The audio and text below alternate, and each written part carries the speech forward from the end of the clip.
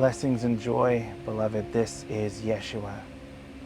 We are so grateful to speak with you once again, and we wish to give you a message with perspective and hope for your future. You may have heard other channels, other messages that have come through that have said that we are already living in the light, that the heart era has won, the light has won, that we have defeated the forces of darkness. We want you to understand the meaning behind this. Some of you may be expecting this to usher in an age of utopia. And as we have made clear on this channel, through this channel, that this is not going to be an era free of conflict. It is going to be more interesting. That is the crux of the matter. You are in for quite a ride. This channel asked us to speak on this message because he was witnessing enormous atrocity and suffering, a human toll, death toll, and the suffering of innocence that so grieved him that he questioned whether or not we could truly be in a new era. It seems to him that all of this energy is the same old energy, that nothing has changed. If anything, it has gotten worse. Yes, we understand that is often how it feels. What we'd like you to understand to begin is that there has always been this level of suffering, of atrocity, of mass murder, of genocide. If you take a close look at your history books, you will see that this has been a pattern. This is not anything new, and this is not to detract from the human toll, from the reality for all of you of the suffering that you are witnessing. What has changed, however, is that in the era of the heart, you are more connected to each other than ever before. You are more connected to that suffering. You feel it more. You are more grieved by it than past generations. In many cases, you are overwhelmed by the level of suffering, because in the era of connection, your pain is another's pain. Their pain is yours. Their success is your success. You are all seeing through the material veil to see that you are all truly connected. You are all sparks of the divine. In my ministry that you are more familiar with, I said that you are children of God. That is just another way of saying that you are all sparks of the divine flame. You all come from Source. We all come from Source, and we will all return to Source.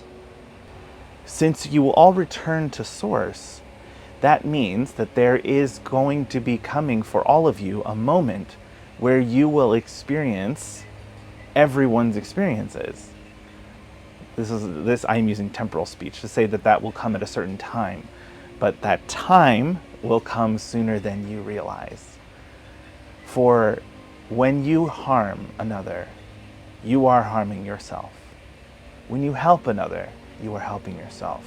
This is a basic principle, but it is one that you have forgotten because of the veil of forgetting, because you have incarnated and you are having a dual experience as an infinite spiritual being, but in a limited temporal human body. It is worth remembering that this time of reckoning, or this sense of justice that you seek, will come sooner than you realize. When you make the conscious choice from the ego, from the material position, to harm another, to humiliate another, even if you think they genuinely deserve it, you are truly doing that to yourself. There is a time coming for you very soon where you will literally experience being on the receiving end of all of the harm and grief and pain that you have caused. So choose very carefully where you choose to inflict pain and punishment, because you will experience it. Not now, not immediately, but there is a time coming where you will feel what you made others feel. So when you see this enormous atrocity, when you see this injustice, recognize that those who perpetrate it will be exacting a price for their actions. Now, we do not wish to leave it at this. We would like to add that there are some cases where, on a person-to-person basis, you may be going through a trial, a struggle, someone who may be making your life particularly difficult. And in some of those cases, this is not the fault of an entity or a consciousness being who is ignoring your divine spark, who is inflicting punishment and pain upon you because they are moving from a lower vibrational frequency. In some cases, that person who you can't stand, that person who makes your life miserable, on a soul level, may be someone you are very closely connected to and love very deeply. And before you both came together in this life, you had an agreement to create a circumstance, to play a game, essentially, where they will be your antagonist for the highest of reasons, for the best of reasons, to give you a challenge, to give you something to push against, to push you in a new direction. That may, in fact, be someone who you love dearly, who you've agreed upon before the start of this game, that you would play those roles for each other for your highest benefit. And it does not make them happy to have to put you through that, but in this moment, they are fully playing the character of the incarnate being that you know. But when you leave this game, when you transcend, you will see the mask will drop, and you will see that that is, in fact, an agreed upon situation where that person was actually doing exactly what you asked them to do, even though it was hard, even though it was painful.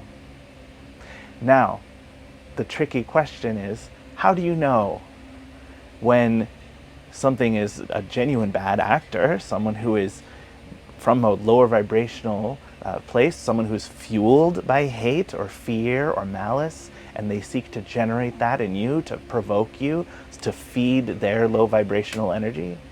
Or how do you know if it is someone who you have an agreement with, someone who you chose to cooperate with before this lifetime began? The answer is you don't. So it is incumbent upon you to assume and to ask yourself, what is this hardship here for? What did I seek to learn through this experience? Because that person's actions are their actions, be they from a genuinely malicious place or from an agreed upon contract. You cannot control them, and you do not have to react the way they may want you to react. It is your choice to react how you see fit, to look at that ugliness and say, is there something within this that is for me? Something that I'm missing, something that I should be paying attention to, something I can take away that is of value.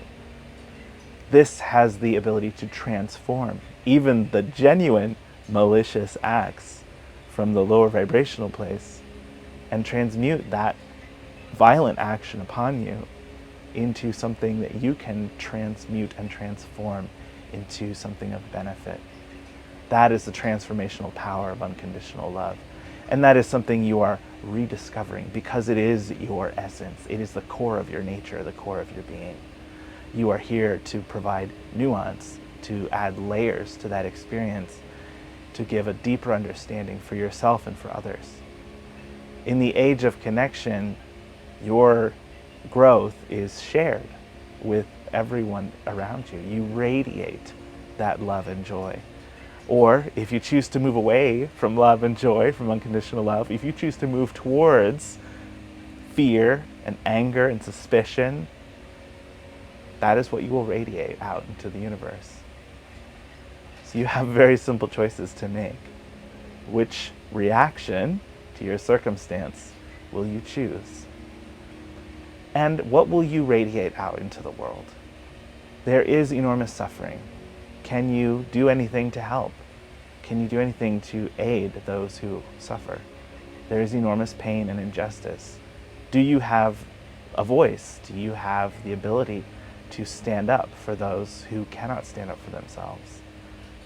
You make this world what it is, starting with you and every choice that you make every day. So choose wisely. Peace, blessings, and joy. This was Yeshua. Thanks for joining me. I have had a few setbacks. My internet is out, so I can't upload. I'm hoping I'll find somewhere I can go to upload this video for this weekend. I had a sinus infection, and I'm doing a children's theater project, which I'm very much enjoying. It's something that I used to do before the pandemic, and I have a chance to do it again. I love doing shows for kids. It's just a separate part of my life, but it's that chance to impact a young heart, a young mind, and do something that maybe they carry with them for the rest of their lives. I don't know, but it's something that brings me a lot of joy. And I've been doing that, so I've been very busy with that and with Universal. So I apologize for, there was a week where there was a three-week gap because I didn't quite get things ready in time. So I'm trying very much to keep up with it this time. So today I am actually recording backstage of the Children's Theater where I'm doing this project, and that's what these lovely doors are. So I've kind of snuck off to record this before I go and perform for the kids. So thanks for joining me backstage. You get a backstage pass today. This message has been coming through in pieces every morning. I find that I wake up around 6 or 7, around 6 a.m. I'm semi-conscious, and that seems to be when guidance gives me a lot of information. And it's so vivid in that moment. It comes through so clear, and I try to hold on to it. And just like a dream, it's kind of tenuous. It kind of slips out of my fingers. So this was a message. I said, Yeshua, he's explained that it was the suffering I was seeing in the world that was really hurting my heart and hard to see, and I couldn't understand why. And I still don't think I do fully, but this message, I think, gives me that perspective to remember and not to dismiss the pain, not to dismiss the suffering, but to give it context and to understand the bigger picture and how I can help, what I can do right now, that it's okay for me to want to help and heal and spread love, because that's what I'm here to do. So thanks for listening to this message. Thanks for joining me on this journey. I really hope that you're having a wonderful 2024 so far, staying healthy, and that you're doing your part to make the best decisions you can every day. I know I'm definitely doing my best. We're all doing our best, and that's what we need to keep doing. So thanks for joining me on this journey. Thanks for letting me be part of yours. And I'll see you in a couple weeks with another message. Yeshua has more that he wants to say on this subject, so I know this is not the end of this subject. He's definitely got more, that we just wanted to keep it a little short today, so thanks. Until that message comes out, it's been lovely being your host for Universal. I will see you in a couple weeks. This is Daniel Zafer-Joyce. See you next time.